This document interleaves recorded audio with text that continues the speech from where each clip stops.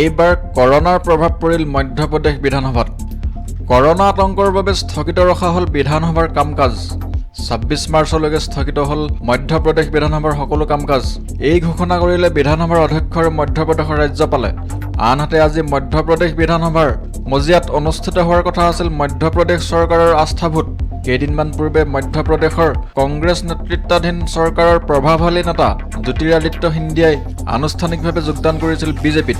লগে লগে আন কেইবাজনো কংগ্ৰেছী বিধায়কে পদত্যাগ কৰাৰ ফলত সংখ্যাগৰিষ্ঠতা হেৰুৱাই কমলনাথ নেতৃত্বাধীন মধ্যপ্ৰদেশৰ কংগ্ৰেছ চৰকাৰত সৃষ্টি হৈছিল অচলাৱস্থা।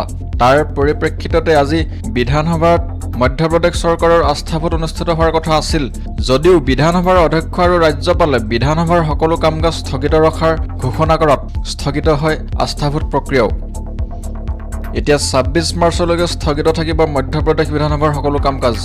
উল্লেখযোগ্য যে মধ্যপ্ৰদেশৰ শেহতীয়া ৰাজনৈতিক অস্থিৰতাৰ পাছত ৰাজ্যপাল লালজী টেণ্ডনে আজি আস্থা ভোটত অৱতীৰ্ণ হোৱাৰ নিৰ্দেশ দিছিল কমলনাথ চৰকাৰক।